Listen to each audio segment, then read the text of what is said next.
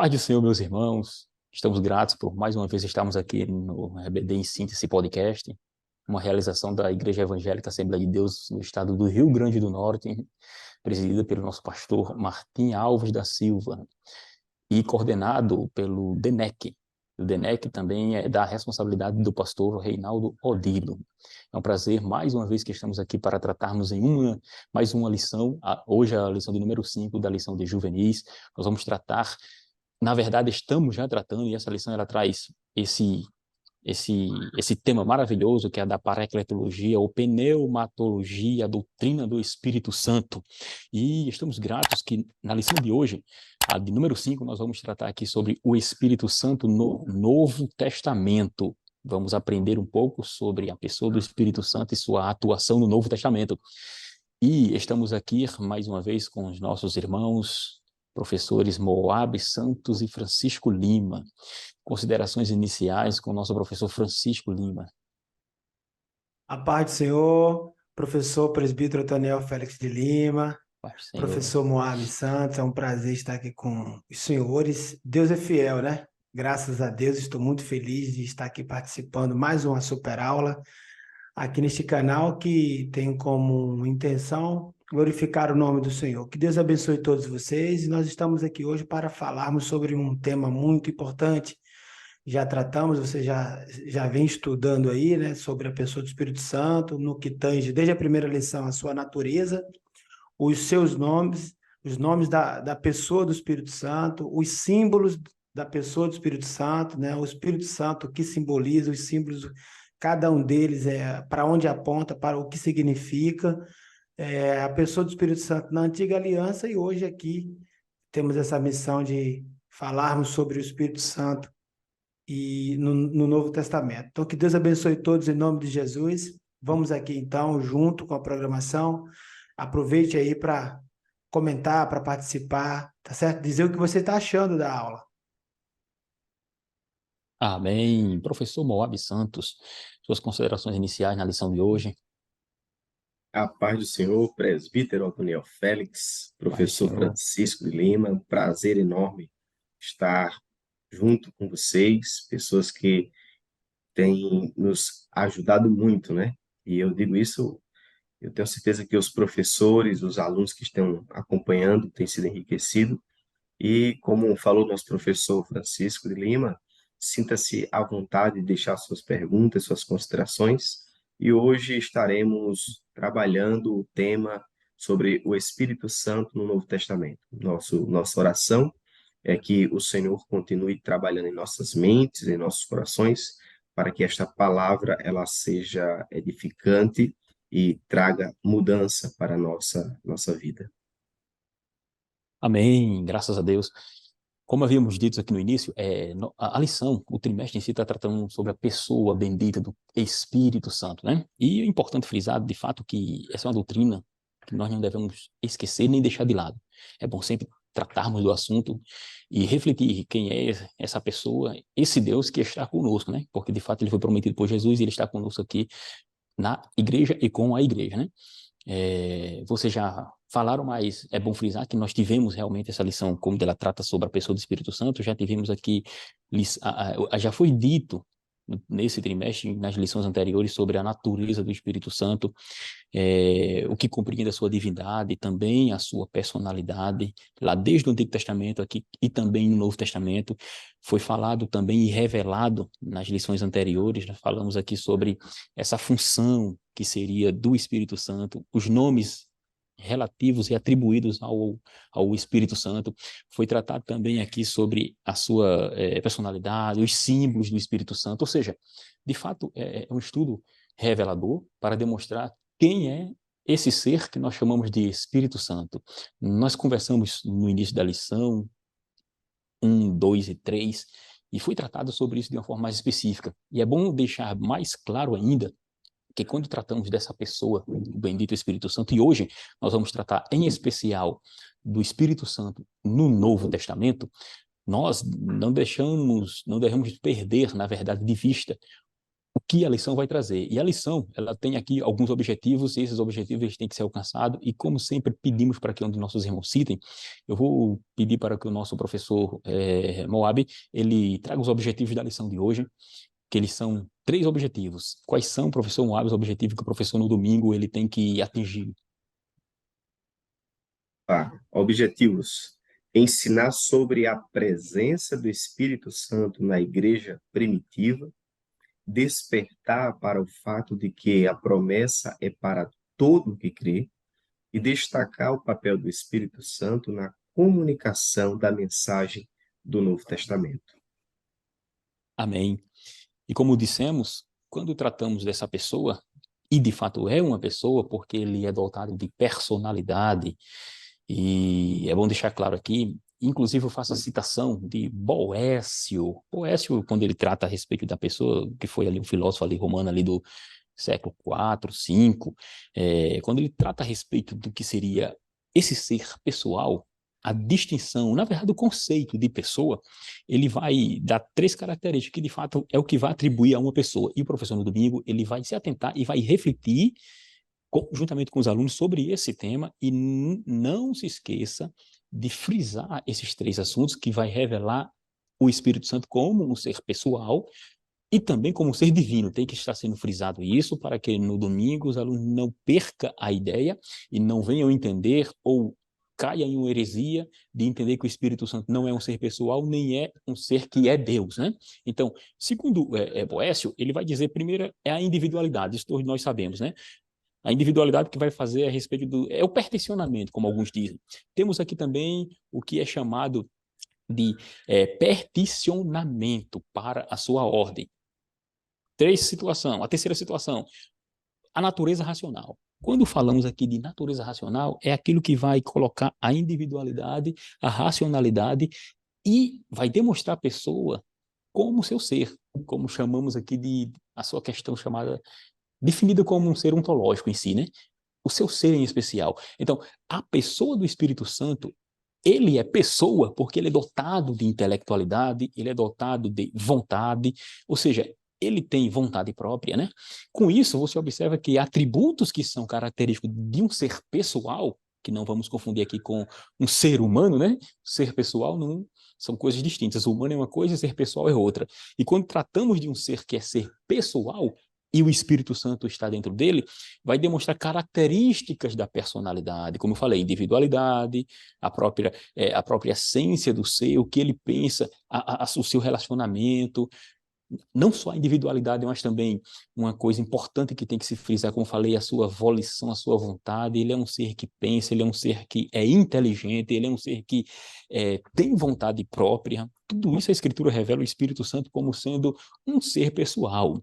E quando tratamos desse assunto, o professor no domingo ele vai frisar na introdução esse assunto, e demonstrando também que o ser Espírito Santo, ele é um ser divino. Lá no primeiro versículo, nas lições anteriores, foi tratado desse assunto. No primeiro versículo do que está escrito em Gênesis 1, diz que no princípio o Senhor Deus criou os céus e a terra, aí depois vai dizendo que a terra era sem forma e vazia, e depois diz que o Espírito de Deus pairava sobre a face das águas. E nós falamos aqui que quando o termo ali Espírito de Deus aparece junto aquelas 2 palavras do hebraico, Espírito, e no caso ali Elohim, que seria Ruach, né? Ruach Elohim, está referindo-se à pessoa específica do Espírito Santo. Ou seja, quando esse substantivo ele está atrelado à palavra Ruach, ele vai demonstrar justamente que está se referindo ao ser pessoal e ao ser divino. Não apenas de uma forma solta o termo ruach, que seria vento, podia ser espírito, não. Ou seja, quando eles estão em conjunto, é demonstrado a divindade do próprio Espírito Santo. Isso é verdade, e na introdução da aula eu entendo, professores, que é importante o professor fazer relembrar, na verdade, porque há muitas heresias, e se pouco fala do Espírito Santo, a respeito do Espírito Santo. E os entendimentos sobre o assunto é um pouco conturbado para muitos, né? E quando nós tratamos dele, a sua divindade ela é revelada de tal forma que um exemplo claro é Isaías capítulo 6, quando está escrito nas Escrituras que Isaías vê a glória de Deus. E quando ele vê a glória de Deus, ele diz que Jeová, né, está lá em hebraico lá o tetagrama, a gente traduz como Jeová, ou Yahvé, ou Javé. Ele viu a glória de Javé. E Lucas, quando ele vai relatar esse assunto lá em Atos, capítulo de número 28, versículos 25 e diante, ele vai dizer que foi o Espírito Santo que falou ao profeta Isaías, porque Paulo vai atribuir ao Espírito Santo aquela fala. Então, isso você vê que a divindade chamada de Jeová ou Javé, que revela a deidade de Deus, revela a própria pessoa do Espírito também na própria divindade. Então, com isso, o professor vai dizer que o Espírito Santo é um ser pessoal, porque ele tem volição, ele tem vontade própria, e ele também é Deus. Nessa introdução, o professor vai trazer a mente do aluno essa questão para não deixar que ele fique, de certa forma, alheio e também seja, vamos dizer assim, entre aspas, né, vacinado contra as heresias, porque há teorias e há heresias por aí que atribuem ao Espírito Santo apenas uma força ativa, ele não é um ser pessoal e ele é apenas uma coisa. Ou seja, e segundo as Escrituras Sagradas, nós observamos que, de fato, o Espírito Santo é muito mais que isso. Ele é o próprio Deus. É assim, professores? Professor Francisco, quando tratamos a respeito do Espírito Santo, professor Francisco, a nossa lição aqui, ela está tratando aqui a respeito do Espírito Santo presente na igreja. Só que antes de você entrar no assunto, eu queria trazer à tona aqui, aí você e o Moab vai também comentar juntamente comigo, porque o tema é o Espírito Santo no Novo Testamento. E quando ele fala do Espírito Santo no Novo Testamento, o autor da lição aqui vai trazer os livros de Atos, capítulo 2, versículo 1 ao 4, e capítulo 16, versículo 18, e Atos 19, versículo 1 ao 6, para demonstrar a ação do Espírito Santo no Novo Testamento, ou seja, a vinda do Espírito Santo, que desce justamente em Atos capítulo 2, e esse continuar do Espírito Santo na igreja, com o livro de Atos em si, ele é bem abundante para nós. Então, eu queria só trazer para os irmãos essa ideia e queria que vocês comentassem também sobre esse assunto, porque quando nós trazemos aqui Atos capítulo 2, o autor da lição traz, ele traz justamente a forma de inauguração da igreja, porque, inclusive, para nós que somos pentecostais clássicos, aqui nós entendemos e observamos que ocorreu o que nós chamamos de batismo no Espírito Santo. E o autor da lição aqui vai trazer justamente esses termos aqui, e ele vai dizer que eles foram cheios e falavam línguas conforme o Espírito concedia que falassem. Professores, no início dessa lição, vocês observaram que, de fato, eles estão tratando sobre essa manifestação do Espírito Santo e a descida do Espírito Santo como aquele que ia substituir a missão de Cristo na Terra, porque Cristo foi aos céus, é assim? Então, uma vez que ele foi aos céus, ele enviou quem? O Espírito Santo prometido. Exatamente. Nesse caso aqui. Exatamente. Eles estão todos cheios do Espírito Santo, receberam ali o cumprimento da promessa, e para nós isso é uma verdade bíblica. Apesar de que precisa ser dito para os que estão aqui nos assistindo e até de repente acompanhando esse assunto pela primeira vez.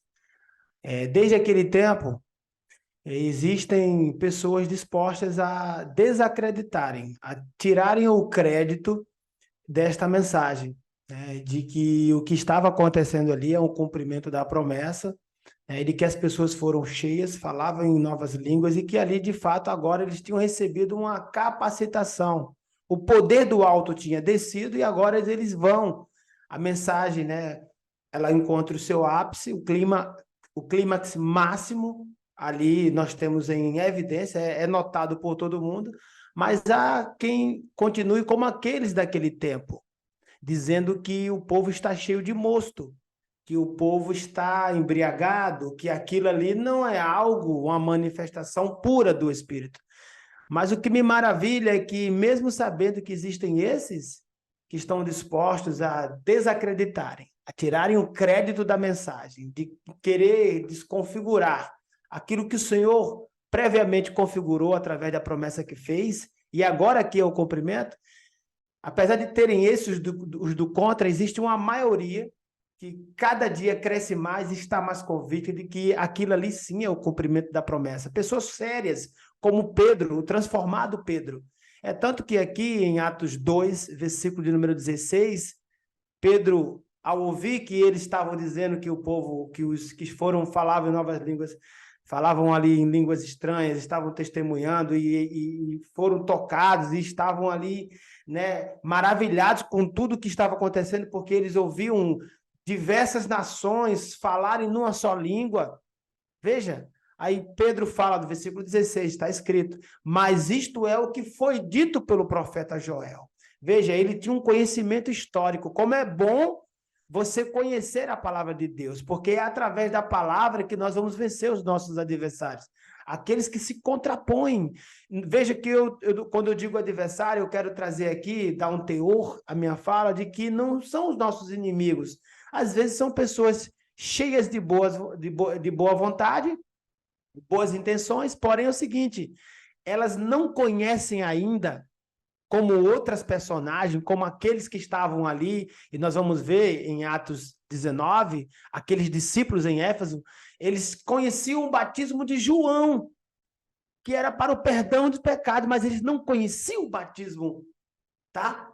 Dado por Jesus através do Espírito Santo. Porque quem batiza no Espírito Santo é o próprio Jesus, o Cristo, o grande da Galileia. Então, a gente tem que entender que as pessoas se levantarem para numa posição de adversário não quer dizer que são inimigos. Então, falta ali o quê? O conhecimento amplo da verdade, como Apolo e como outras personagens da Bíblia que precisam saber um pouco mais sobre a verdade. É até polido com as palavras, mas ainda não teve aquele encontro com o Espírito de Deus. Então, assim, professor Moab, professor Otoniel, essa lição, ela não é, ela não promete, ela já traz para a gente o cumprimento, o cumprimento da promessa. Ela não promete que vai ser um sucesso, ela já está sendo um sucesso, porque aqui, de início, ela já apresenta o cumprimento daquilo que foi prometido. Então, que Deus abençoe os irmãos, estejamos prontos para respondermos como Pedro, cheio de ousadia, mas eles não estão cheios de mosto, mas isto é o que foi dito pelo profeta Joel. E o que disse Joel? E nos últimos dias acontecerá, diz Deus, que do meu espírito derramarei sobre toda a carne. E não ficou nenhuma classe de fora, viu? Os servos, olha, os anciãos, os jovens, os filhos, as filhas, ou seja, o Senhor faz isso. Quando ele derrama, só não recebe quem não quer. Então, que Deus abençoe a nossa aula em nome de Jesus. Professor Moab, nesse caso aqui, você observa que, de fato, a promessa aqui é o que nós chamamos de batismo no Espírito Santo. Era uma promessa chamada de a promessa do Pai, ou seja, a revelação de Deus através do profeta Joel, coisa aí de 700 anos, né, antes de Cristo. Joel, ele vai profetizar a respeito dessa vinda desse Espírito e como se daria, né? E Pedro, no dia de Pentecostes, ele diz que estava o cumprimento da profecia, e é o que nós chamamos aqui de batismo no Espírito Santo.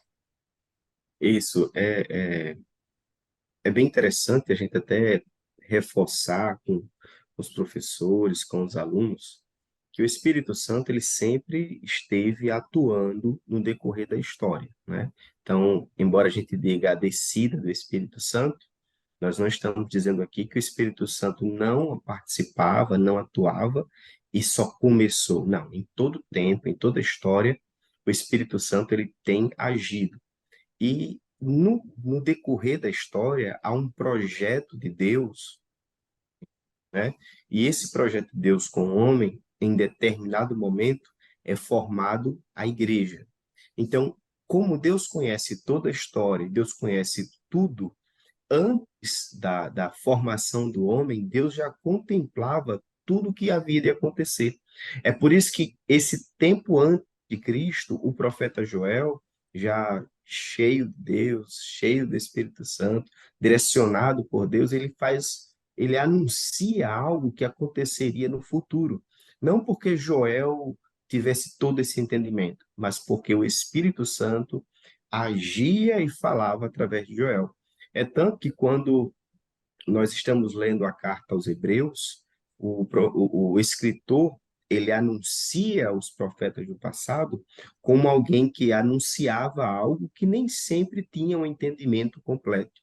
Então, Joel faz um anúncio de algo que estaria para acontecer, mesmo sem entender plenamente aquilo que ele estava anunciando, mas quando acontece no dia de Pentecostes o revestimento de poder na igreja, né, no povo de Deus, Pedro ele se levanta e ele expressa que ele compreende que naquele momento estava se cumprindo aquilo que havia sido anunciado por Joel. Eu queria até aproveitar essa oportunidade e novamente indicar para os irmãos, se possível, adquirirem a teologia sistemática, né? Eu vou ler aqui na página 538, no, no subtítulo aqui, Possíveis Origens, justamente falando da igreja. E diz assim: a maioria dos estudiosos, quer sejam seus antecedentes pentecostais, evangélicos ou modernistas, acreditam que as evidências bíblicas são favoráveis ao dia de Pentecostes, em Atos 2, para a inauguração da igreja. Então, Joel, muito antes, sem entender o projeto de Deus como um todo para o homem, já anunciava uma descida, um derramar do Espírito Santo. E lá em Atos 2, um evento, que eu gosto de dizer assim, um evento não organizado pelo homem, né? Você não vê um corre-corre para organizar o dia de Pentecostes. Não, eles estão simplesmente lá em oração. E o Espírito Santo se encarrega de fazer tudo aquilo se tornar claro e fazer com que aquelas pessoas comecem a anunciar o evangelho para pessoas de outros idiomas sem que houvesse a necessidade naquela ocasião de um curso, né, de línguas, vamos dizer assim. Isso, Por quê? Porque foi uma obra do Espírito Santo de Deus, foi algo extraordinário. verdade, verdade. Importante porque isso demonstra a sua ação na própria igreja, né? Na introdução da lição, como você bem disse, tratou justamente desses assuntos que o Espírito Santo, ele, de fato, vem atuando desde o Antigo Testamento, e ele traz um termozinho aqui interessante, porque ele diz que hoje, na dispensação da graça, é onde ele demonstra que o Espírito está atuando na igreja, né? E quando falamos de dispensação da graça, o professor no domingo vai explicar para o aluno lá, o que seria essa dispensação da graça. É porque nós somos da escola dispensacionalista. Ou seja, dispensacionalismo clássico, né? Ou seja, o professor vai dizer que essa dispensação da graça não é que nunca houve graça antigamente, ou não. Ou seja, antes não tinha graça, ou futuramente não haverá, só vai haver graça no período que a gente chama da igreja? Não. É apenas para identificar a ação justamente desse Espírito e da salvação a todos os povos. Então, quando falamos assim de dispensação da graça, é porque é dividido em 7 estágios de dispensação do relacionamento de Deus com a humanidade. Então, aí você tinha ali a dispensação da inocência, na época ali do Jardim do Éden, nós temos a dispensação, depois veio da consciência, a dispensação do governo humano, aí veio a da promessa, que é a dispensação da era patriarcal, aí temos também a dispensação da lei, temos a dispensação da graça, e depois teremos a dispensação do chamado reino milenial, ou do milenar, né? Ou seja, o termo dispensação da graça está aplicado aí apenas para fazer referência a esse período de abrangência maior da propagação do evangelho. Então, quando tratamos do Espírito Santo agora no Novo Testamento, a sua atuação, em especial agora no Novo Testamento, nós vamos ver algumas situações específicas e alguns apontamentos, porque quando tratamos ele é revelado, no Antigo Testamento o Espírito Santo ele era revelado, mas de uma forma mais, vamos dizer assim, contida, não como hoje é revelado. Nós bem entendemos que, e na lição anterior foi tratado da revelação no Antigo Testamento, que era para ungir profetas, sacerdotes, né? E também reis. Ou seja, o Espírito de Deus, ele era falado, ele preparava, capacitava os profetas, porém, a sua ação era uma ação mais, vamos chamar assim, podemos dizer mais, entre aspas, né? Tímida. Por que tímida? Porque ela não era, o Espírito ainda não estava derramado como a promessa de Joel. Foi dito derramado, ou seja, para todos, né? Então, nesse ponto, o Espírito Santo do Novo Testamento é que foi sendo revelado como essa pessoa que falamos nessa divindade.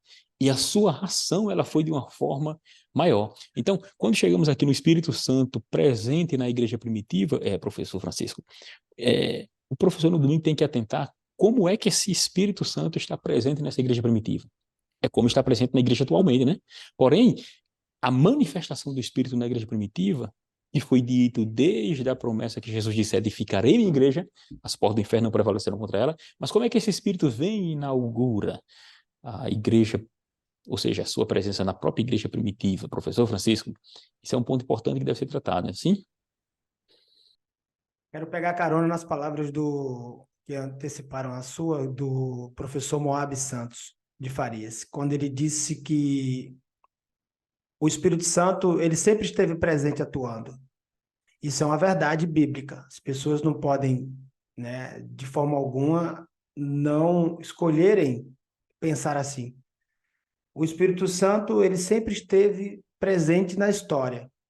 Porém, na Antiga Aliança, ele vinha sob medida para missões específicas, tarefas especiais. A gente pode, por exemplo, lembrar aqui de algumas, né? Desde lá de trás, vamos trazer, desde lá de trás, vamos trazer um momento especial, por exemplo, tabernáculo, com Moisés. Deus, que é um Deus caprichoso, ele sabia que Moisés, com todo seu conhecimento, com toda a sua formação, não vou dizer que ele tinha anel no dedo, mas o canudo carregava em uma de suas mãos, mas ele era um homem muito inteligente, sábio. Porém, Deus sabia que Moisés jamais faria o que ele poderia fazer, sabe? Em um segundo, Moisés em 10, 20, 30 não seria capaz, porque o Senhor, como disse Paulo, é a sabedoria, né? Então, assim, Deus vai e levanta dois homens, resolve usar o Espírito Santo para atuar ali. E os homens, né, eles atuam, dois artífices, outros chamam de arquitetos, Aholiabe e Bezalel. Veja, o Espírito Santo foi ali para uma missão específica, para uma tarefa singular. Dá aquele tabernáculo, aquilo ali que representava, que falava muito sobre Deus, um tom, um brilho a mais, que Moisés, como eu disse, com todo o seu esforço humano, não conseguiria. Quando a gente olha para Sansão, Gideão e outros homens que o Espírito Santo resolveu em algum período, em algum tempo na história, usar, alguma coisa Deus quis fazer de diferente. Aí ele vai e diz, olha, para isso aqui, eu vou fazer isso. É o Espírito Santo que vai. Então, através das suas mãos, através do seu esforço, através da tua força, o Senhor será contigo. Então, ou seja, e aquele será contigo, ou aquele feito, a destruição da seara dos filisteus, dos inimigos de Deus, aquilo ali tinha que ser algo, era uma ação descomunal. Então, para aquilo o Espírito Santo empregaria, apareceria, usaria de forma nunca vista. Então, quando a gente olha para a história da igreja, o que a gente tem? A gente não tem mais ele dado sob medida. A gente, quando olha aqui para o tópico 1 em específico, a gente percebe aqui o Espírito Santo presente na igreja primitiva, a gente vê aqui já, né, que Jesus falou, ele prometeu que as portas do inferno não prevaleceriam contra a igreja do Senhor, né, em Mateus 16, versículo 18 ao 20, e quando a gente, partindo disso, pensa Lucas 24, 49, a gente tem a certeza de que agora aqui, no início, nos primeiros dias, nos primeiros acontecimentos da igreja, estava aqui agora aquilo que foi prometido, acontecendo. Jesus tinha falado, e eis que sobre vós envio a promessa de meu Pai. Jesus diz de quem é a promessa. Jesus fala, ficai, pois, na cidade chamada Jerusalém, até que lá de cima, lá do alto, vocês recebam um revestimento de poder. Isso é muito interessante, isso é importante ser pensado. Jesus Cristo está falando, ele está dando ênfase à pessoa do Espírito Santo. Ele está gerando ali agora, ele está trazendo ali agora, porque ele gera uma expectativa, ele está trazendo ali agora, para dentro de cada um dos seus discípulos, um sentimento muito poderoso, a vontade de ver aquilo que o Senhor prometeu se cumprir. Isso é interessante. Até que lá de cima vocês sejam revestidos. Isso é interessante, porque Jesus está dando aqui, está trazendo aqui o Espírito Santo, a importância que ele tem. E Jesus sabe o que está fazendo, e quando a gente olha para a Bíblia, a gente entende isso, os pormenores dessa palavra de Jesus. Porque Jesus Cristo, sendo quem é, sendo Deus, ele foi ungido pelo Espírito Santo de Deus. Que lição nós tiramos disso? Que não dá para viver sem o Espírito Santo. Então, quando ele diz para os discípulos, aquele que foi ungido, aquele que foi separado, para o que Deus já tinha desde a fundação, antes da fundação dos séculos, já dito para ele, olha, é você que vai, a missão é sua. Olha que interessante, você é o meu agente missionário ali naquele plano, me representará, em outras palavras, as minhas são pobres, eu sei, mas é isso, foi exatamente o plano perfeito de Deus. Então, aquele que veio para cumprir o plano perfeito de Deus, mostrou para a humanidade que não dá para viver sem o Espírito Santo. E a igreja primitiva, ela vai recebendo isso. Primeiro ela vê isso na vida de Jesus, porque tá lá. Vem lá como que, de forma corpórea, e uma pomba pairando sobre ele e uma voz que vem do alto. Esse é meu filho amado.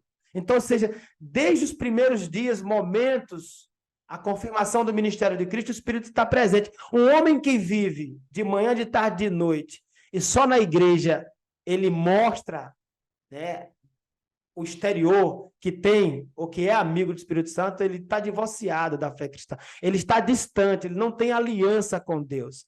E aqui Jesus Cristo vai mostrando, Jesus Cristo vai apontando, vai trazendo a importância de se buscar, de estar envolvido, de valorizar a atuação do Espírito na igreja, os discípulos permanecerem em Jerusalém de forma obediente, honrando a Deus, como amigos do Espírito Santo. Veja que interessante, as primeiras palavras da igreja, Paulo ali falando, já que a gente está falando dos primeiros momentos, Paulo chega para a igreja de Tessalônica e diz algo muito poderoso. 1 Tessalonicenses capítulo 5, versículo 19.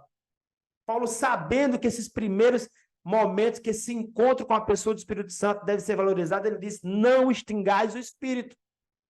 Já quando ele olha para o povo de Éfeso, escrevendo para ele, eles falam que eles não deveriam de forma alguma entristecer, veja, entristecer o Espírito Santo de Deus, no qual eles que estavam ouvindo ali, recebendo aquela mensagem, estavam selados para o dia da redenção. Então, os primeiros dias da igreja, né, na sua gênese, a formação dela, o Espírito Santo ali em atuação, todos tinham que olhar para este momento, valorizar ele e decidir-se, escolher, procurar viver ali em comunhão com o Espírito Santo, porque sem o Espírito Santo não surgem os sinais. Sem o Espírito Santo, Paulo está querendo dizer, Pedro está dizendo, Jesus está mostrando que não haverá sinais, que não haverá cura, não haverá milagres, não haverá conversões. E se houver alguma coisa parecida com isso aqui, tá? É fake. Vamos usar a linguagem desse tempo? É fake, não é verdadeiro. Porque apareceu um grupo que pregava, que falava em nome de Jesus, outro grupo que dizia ser de Deus, mas não eram amigos do Espírito Santo. Aqui está o quê da questão. Então, Jesus vem mostrando, Pedro vem apontando, João vem confirmando, de que Paulo vaticinando, dizendo, não dá para viver como um inimigo de Deus, como alguém distante, sem comunhão com o Espírito Santo. Porque para curas, milagres, prodígios, maravilhas, sinais do alto acontecer, somente com o Espírito Santo. E assim a gente termina aqui o tópico de número 1, né? Mostrando que a igreja estava crescendo, os sinais aconteciam porque a igreja era amiga do Espírito Santo. E Jesus... fato importante... Senhor? Sim, eu digo assim, um fato importante aí nesse primeiro ponto, nesse primeiro tópico, é justamente demonstrar, como você está dizendo aí, essa unidade. E no capítulo 2, a lei de Atos vai dizer que todos estavam juntos, né? Louvando o Senhor com singeleza, todos tinham o mesmo espírito. Ou seja, o início dessa igreja era um início onde denotava o que? A comunhão, unidade. Com o espírito e com as pessoas. Justamente. Pois é, e nesse caso, professor Moab, nós aqui andando na lição, a gente observa que a lição aqui vai tratar sobre a direção do Espírito Santo, né? Sob a direção do Espírito Santo, que começa lá na igreja primitiva. Só que não devemos esquecer que quando tratamos do Espírito no Novo Testamento em si, ela não começa no livro de Atos, né, no Novo Testamento, ele já começa ali no próprio nascimento virginal de Jesus, na chamada concepção. O texto é claro, quando diz que ele foi concebido pelo Espírito Santo, E o professor deixa claro isso na classe domingo, informando que essa concepção, ela é diferente de um nascimento natural, porque você, em língua portuguesa, você, em princípio, quando você olha esse termo, aparentemente passa despercebido, mas originalmente o apóstolo usa o termo que jamais os escritores usam para as pessoas que nascem de forma natural. Exemplo, os filhos de Abraão, os filhos de Isaac, eles recebem o termo que foi gerado por alguém ou é filho de alguém. Mas o termo de concepção ou a informação relacionada ao nascimento virginal de Jesus apenas demonstra o início dele como humano, mas também vai demonstrar sua anterioridade, porque ele já existia anteriormente. Então, a concepção é um ponto importante, porque mostra Jesus e o Espírito Santo, como é que esse Espírito deve atuar e tal. E eu acho interessante porque no dicionário internacional de teologia do Novo Testamento, quando ele fala sobre esse assunto, ele cita o termo e essas junções assim, eles dão lá dois critérios que é importante observar, né? Dois critérios nesse ponto. Porque uma vez que o Espírito está atuando, professor, e você vai falar já já, sobre a direção do Espírito Santo aqui e no Novo Testamento, com foco no Novo Testamento, então nós observamos que esses dois critérios, têm que ser bem, vamos dizer assim, analisados. Porque, primeiro lugar, vamos lá, como eles dizem lá, que o primeiro critério a ser utilizado, a ser analisado e estudado aqui sobre a direção do Espírito Santo é o ministério do Espírito Santo na vida de Jesus, porque Atos 10 e 38 vai dizer que Pedro vai dizer ali, né, que Deus ungiu a Jesus de Nazaré com o Espírito Santo e com virtude ou poder, o qual andou fazendo bem, curando a todos, oprimindo o diabo, porque Deus era com ele. A gente vai tratar isso aí mais especificamente no terceiro ponto, mas para você ver como a lição vai demonstrando desse momento do Espírito na sua tentação. O Espírito Santo já estava ali presente, porque diz que ele foi guiado, o Espírito levou ele, Jesus, ao deserto, e ele foi tentado pelo diabo ali. Então mostra que o Espírito de Deus estava naquele momento. E quando o anjo Gabriel vai anunciar a Maria, ele diz o quê? O santo que tinha de nascer será chamado filho de Deus, porque será filho do Altíssimo. E a Escritura vai dizer que ela foi concebida pelo Espírito Santo. Então, concernente à ação do Espírito Santo na vida e no ministério de Jesus, é importante justamente essa concepção, porque denota, como eu falei, em especial essa questão aí de que ele seria o Messias, mas ele não seria um homem comum, ele seria divino. Assim, isso é importante porque trata justamente o momento de como o Espírito age. E quando a gente entra aqui na direção, como devemos ser direcionados, dirigidos pelo Espírito Santo, Jesus é um exemplo claro de como o ser humano deve ser guiado pelo Espírito. É assim, professor? Exatamente. Quando nós falamos a respeito de Jesus, é importante lembrar que Jesus ele não caminhava ausente, né, ou distante do Espírito Santo nem do Pai, né? Nós aprendemos biblicamente que o Deus que nós servimos é um Deus trino, né? Então, em todo momento que Jesus esteve em seu ministério, o Pai estava com ele, o Espírito Santo estava com ele. Eles caminhavam em harmonia. É tanto também que, quando você lê sobre o batismo de Jesus, logo após, já no batismo, existe aquela visão onde o Espírito Santo se apresenta na forma corpórea de uma pomba, né? Mas quando ele sai do rio, a Bíblia é clara quando diz que ele, guiado pelo Espírito Santo ao deserto para ser tentado pelo diabo. Então, durante o ministério de Jesus, desde o começo, como já foi mencionado aí, o Espírito Santo sempre esteve presente. E é essa a realidade que Deus nos chama também, para caminhar na direção do Espírito Santo, em comunhão com o Espírito Santo, ouvindo o Espírito Santo. Só que, em nosso caso, a ação muda porque o Cristo nunca pecou, Cristo nunca errou, não é? Já no nosso caso, nós somos salvos pela obra de Cristo e o Espírito Santo agora começa a produzir em nós uma pessoa diferente que cada vez mais se parece com Cristo. Então, na jornada da igreja, junto com o Espírito Santo trabalha com a igreja, trabalha através da igreja, trabalha na igreja.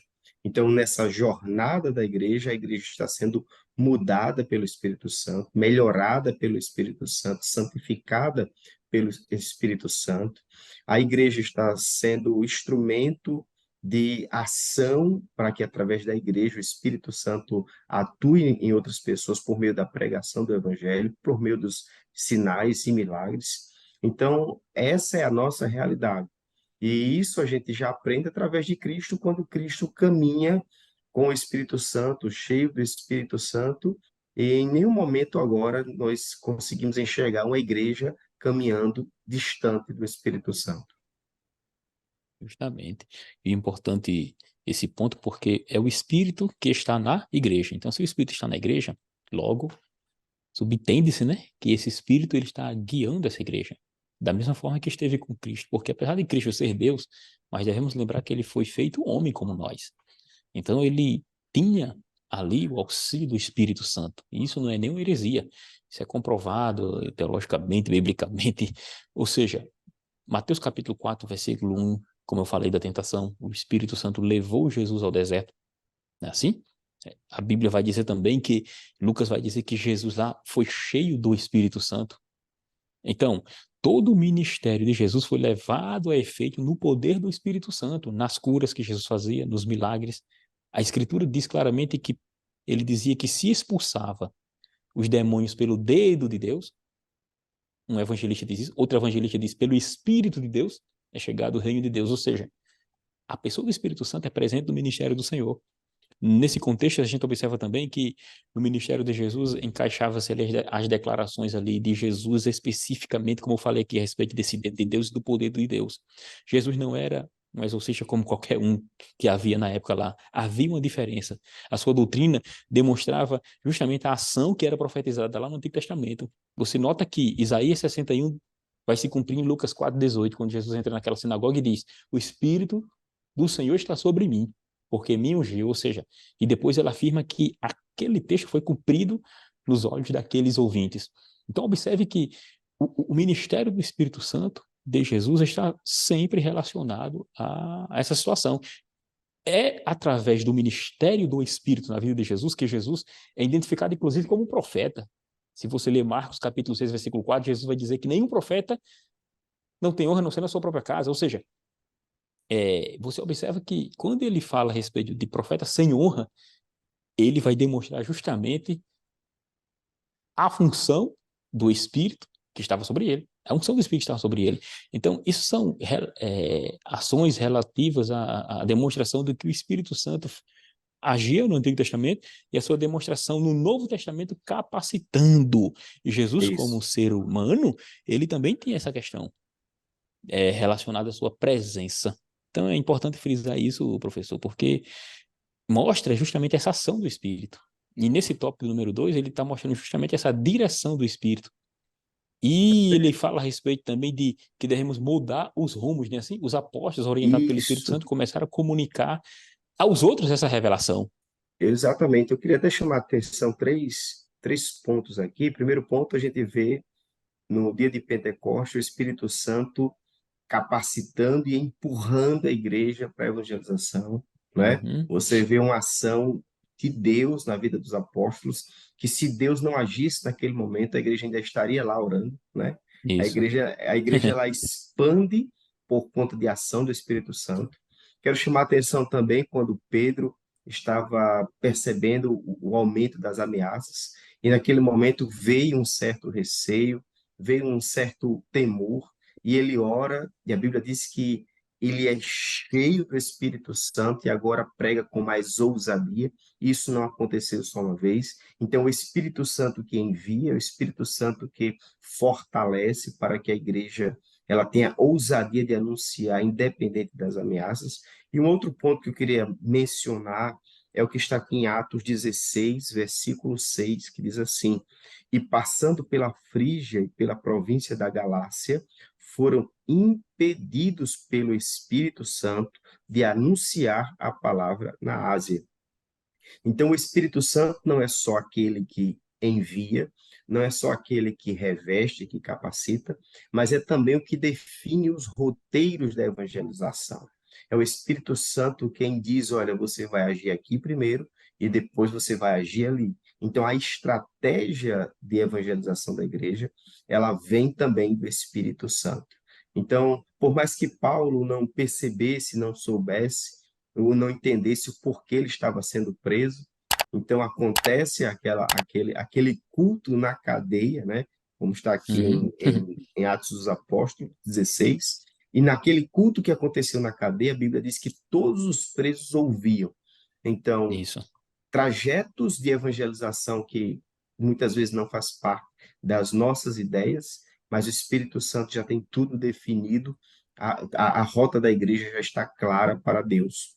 E termina dizendo, crê no Senhor Jesus Cristo para o carcereiro e será salvo tu e a tua casa. Então, graças a Deus que pela presença do Espírito Santo, a ação do Espírito Santo, a igreja não está perdida, não está sem rumo, Verdade. a igreja está bem guiada, bem direcionada, Deus está no controle de todas as coisas. Graças a Deus por isso. E Jesus, ele disse que justamente ele seria o outro consolador, né? Por isso que a igreja não está perdida. Enviarei outro consolador para que esteja convosco para sempre. E outro aí é outro, mas de uma mesma espécie. Ou seja, outro como ele, divino, mas porém distinto. Então, isso denota que Jesus não é o Espírito Santo, o Espírito Santo é Jesus. O Espírito Santo é o Espírito de Jesus, é o Espírito de Deus, e eles são pessoas distintas, certo?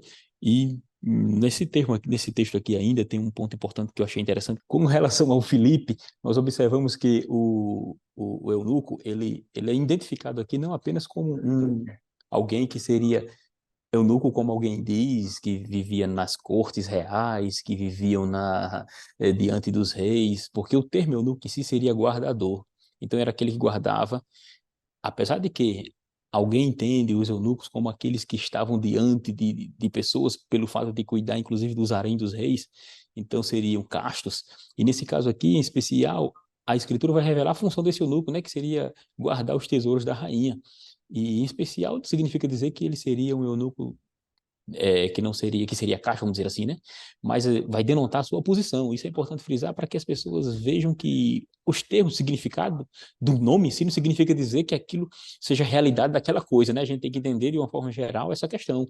E o apóstolo, quando ele cita aqui o apóstolo Paulo, ele vai mostrar justamente como o Espírito Santo agiu. Atos capítulo 3, o Espírito disse, apartai-me Barnabé e Saulo para obras que eu vos tenho chamado, ou seja, o Espírito Santo realmente foi guiando a igreja durante toda a era da igreja primitiva e ali os 100 primeiros anos e ainda continua guiando cada um de nós.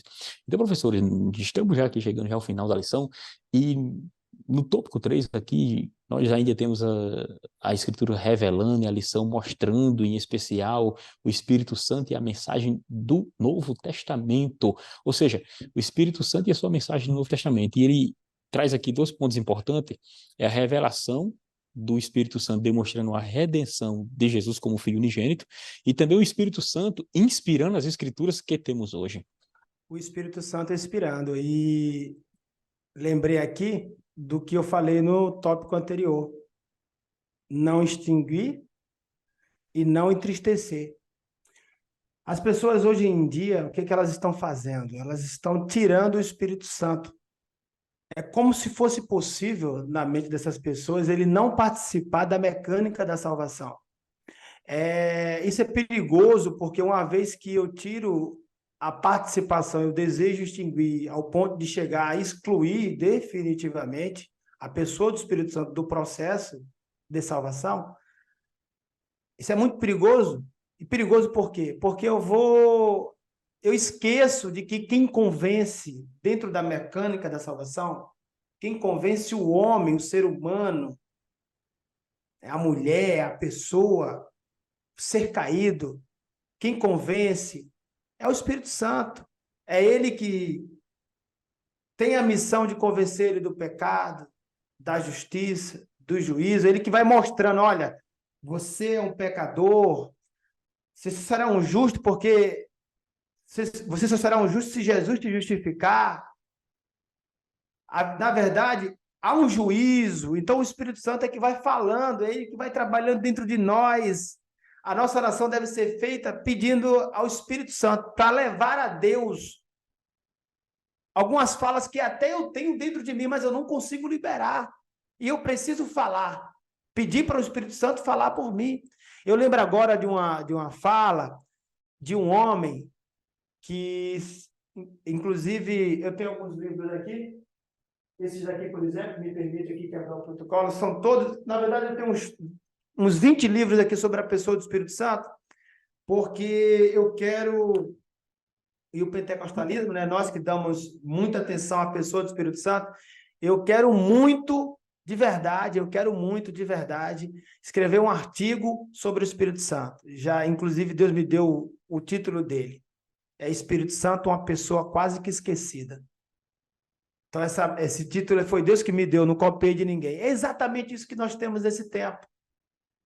Nós estamos aqui no tópico 3 e o título do tópico é o Espírito Santo e a mensagem do Novo Testamento. E o que as pessoas estão fazendo? Esse aqui é um clássico. O que as pessoas estão fazendo? As pessoas estão esquecendo que a mensagem do Novo Testamento, nós estamos focando na Nova Aliança. Então, a mensagem do Novo Testamento, ela é do começo ao fim, podem notar, repleta de participações do Espírito Santo. Quando você olha para o Apocalipse, no mínimo 7 vezes está lá, quem tem ouvido, ouça o que o Espírito diz à igreja. Quando nós olhamos para o batismo de Jesus, Jesus sendo apresentado ao mundo como Salvador, ele está presente. Ele guiando Jesus, como foi falado aqui, etc. e tal. A igreja do Senhor, o Espírito Santo cooperando com ela. Então, assim, não tem como se fugir, ficar distante disso. Então, nós pentecostais, nós que somos pentecostais, nós precisamos ler sobre as obras, essas obras que homens como o que eu vou citar aqui agora, deu a vida, para dar vida a estas obras. Pediu ao Espírito Santo para usar eles. Eu quero falar aqui, se eu fosse escrever uma biografia, eu escreveria sobre o Basílio lá de Cesareia. O Basílio de Cesareia. Por que o Basílio de Cesareia? Porque quando nós vamos para a história da igreja, aquela que a Bíblia não mostra, aqueles que vêm depois, através dos pais da fé, muitos gostam de falar de Policarpo de Esmirna, não está errado. De outros nomes, grandes mulheres de Deus, como Catarina de Siena, mas tem um nome que alegra o meu coração, é o Basílio de Cesareia. Por quê? Porque ele outro dia, muito empolgado, muito cheio de Deus, ele abriu seu coração enquanto meditava nas Escrituras, diz a história que ele abriu seu coração para aqueles que não acreditavam na pessoa do Espírito Santo, ele disse, olha, Deus gera vida.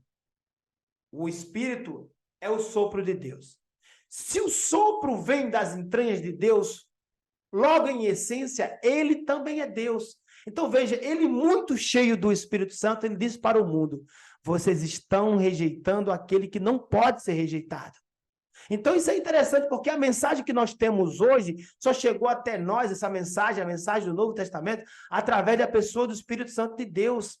É Basílio de Cesareia que de tanto pedir ao Espírito Santo de Deus, foi o homem, professor Moabe, que Deus levantou no concílio de Constantinopla I. No concílio de Constantinopla I. Quem conhece um pouquinho de história sabe que isso é tardio. Nós estamos falando aí em 381 depois de Cristo, porque o primeiro foi o de Nicéia, em 325. Então vem 381 com Constantinopla I, depois você tem ali 431 lá em Éfeso, e depois volta Constantinopla II, ou 2, como outros falam aí. Então, ou seja, nós temos aí quase 4 séculos sem nenhuma obra ser escrita sobre a pessoa do Espírito Santo. Mas em 381, de tanto se pedir, de tanto ele clamar, ele disse, Espírito Santo, me usa. E aí ele não suporta, porque ele está numa defesa. E são teólogos, são pessoas da fé, que estão ali dizendo, é um concílio universal. As nações estão ali, a religiosidade toda está ali dizendo, o Espírito Santo não é Deus. E Basílio mostra, através dos seus argumentos, a partir de Basílio a história muda. É ele que escreve a primeira obra, é ele que traz uma defesa a altura onde as pessoas se contêm com aquilo e dizem, o Espírito Santo é Deus. Então, só para vocês verem. Então, sempre foi difícil, por isso que eu quero escrever esse artigo. O Espírito Santo é uma pessoa quase que esquecida. Sempre foi difícil falar do Espírito Santo. Quando você fala do Espírito Santo para os judeus, eles tratam a gente como se a gente tivesse 2, 3 deuses. Na verdade, não é nada disso. Estamos falando de 3 pessoas num Deus, um único Deus, 3 pessoas. O Pai, o Filho e o Espírito Santo. Eles atuam sem se colidirem. Então, que Deus abençoe os irmãos. Nós estamos aqui com a história sendo contada, nós estamos aqui com a oportunidade para mostrar que o Espírito Santo continuou agindo, inspirando, porque as pessoas acreditaram. Ele usou aqueles na inspiração, ele usou aqueles no qual ele quis revelar o que revelou, porque aquelas pessoas valorizaram ele. E há um sistema aí dizendo para a gente não valorizar, não acreditar, não orar a ele, não pedir a ele, e daí isso é perigoso demais, porque é ele que representa o Senhor. Nós estamos aqui e nós não estamos vivendo a orfandade, porque ele resolveu, Jesus dizer, olha, estou deixando esse aqui para vocês não serem nunca chamados de órfãos, desamparados. Mas há uns que, mesmo estando dentro da igreja, é como que se estivesse dentro de uma geladeira, não tem o seu coração aquecido, é como se não tivessem tido ainda conhecimento do Espírito Santo. Mas eu quero dizer que ele continua aqui entre nós e a vontade dele é de usar o senhor, professor e professora, para esta geração. Que Deus abençoe. Verdade. Bem verdade, porque de fato é ele que está na igreja, né? Ele está na igreja, como falei no início, ele guiou desde o Antigo Testamento até o Novo Testamento, ele vem guiando as pessoas. E como falei, ele também vai ressuscitar nosso corpo mortal. Ressuscitou o Senhor Jesus. A Romanos capítulo 8, versículo 11 vai dizer isso, que da mesma forma que o Espírito dos mortos ressuscitou o Senhor, também nos dará um novo corpo, uma nova vida. Ele é chamado de Espírito Eterno, lá em Hebreus capítulo 9, versículo de número 14, né? Jesus se oferece a Deus pelo Espírito Santo, ou seja, toda a obra do Espírito Santo ela está revelada nas Escrituras Sagradas, né? Além do mais, a própria Escritura ela foi inspirada pelo Espírito. Você vê na segunda carta de Pedro, capítulo 2, versículo de número 20 e 21, que afirma que os homens de Deus eles foram movidos ou guiados pelo Espírito Santo de Deus, porque a profecia, vou ler aqui, nunca foi produzida por vontade de homem algum, mas os homens santos de Deus falaram inspirados pelo Espírito Santo, e o termo inspirado ali é movidos, levados. Como também Paulo vai dizer lá em 2 Timóteo 3:16, que toda a Escritura é divinamente inspirada, ou seja, tem o sopro do Espírito Santo de Deus aí. E, queridos irmãos, louvamos a Deus por essa oportunidade. Chegamos ao fim de mais uma lição. E essa lição aqui que tratamos sobre o Espírito Santo no Novo Testamento. E grato a Deus por mais um momento juntamente com os irmãos.